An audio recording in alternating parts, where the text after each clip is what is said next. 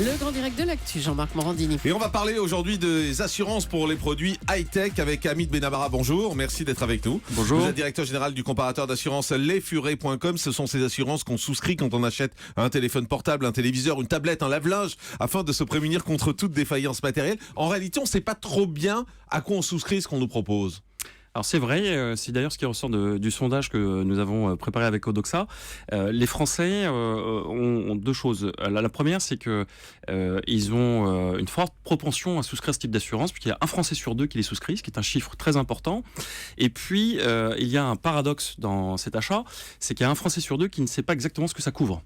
Donc ils ne savent pas exactement ce que ça couvre, mais ils souscrivent. Donc il y a un comportement qui est assez paradoxal et qui s'explique par deux choses. La première, c'est que le consommateur français, quand il voit le prix de cette assurance, il se dit par rapport à la valeur du bien, c'est pas grand-chose et ça me couvre au cas où. C'est quelques dizaines d'euros en général. Hein. Alors c'est très variable. En général, c'est 10 à 30% de la valeur du bien. Donc si vous achetez un téléviseur à 800 euros, ça fait entre 80 et un peu plus. Ouais. Et téléphonie mobile, c'est différent parce que vous allez payer souvent par mois et c'est entre 8 et 12 euros. Et c'est un achat qui est quand même en moyenne à 100 euros par an que vous risquez de garder plusieurs années. Mais donc, quand on le propose, enfin moi je vois quand j'ai acheté un produit électronique, le vendeur vous dit est-ce que vous voulez l'assurance, ça vous couvre 2 ans de plus, mais on ne sait pas vraiment ce qui est couvert.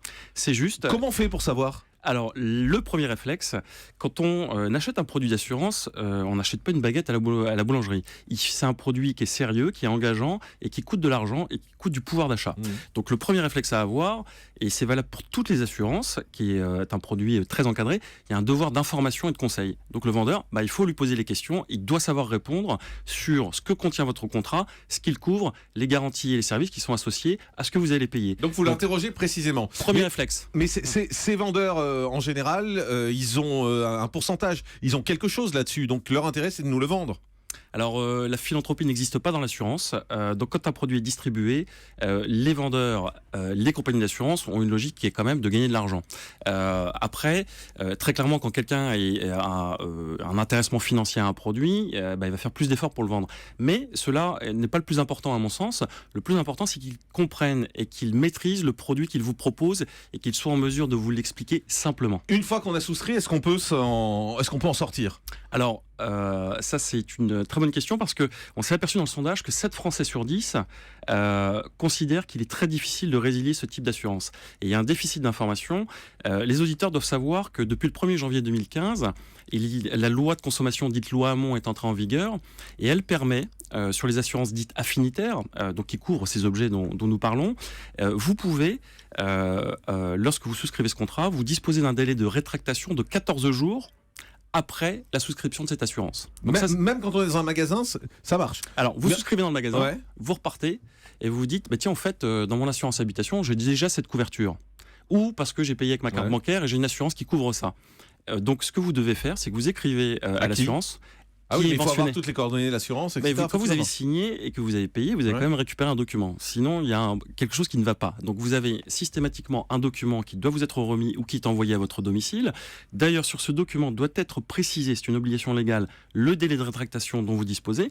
Et donc, vous disposez des coordonnées de l'assureur et vous lui écrivez et vous lui expliquez, d'une part, que vous disposez déjà d'une assurance. D'autre part, il faut évidemment qu'il n'y ait pas eu de sinistre dans l'intervalle. Parce que si vous cassez votre téléphone, vous faites rembourser et puis après vous dites je résilie, ça ne va pas aller. Mais vous avez une fenêtre de 14 jours pour le faire. Et si d'aventure, vous avez loupé cette fenêtre de 14 jours, cette même loi de consommation vous permet, après 1 an d'engagement, de résilier à tout moment. Ah, au bout d'1 an. Exactement. Sans justificatif, sans pénalité, avec un courrier simple. Combien de temps il faut prévenir avant ?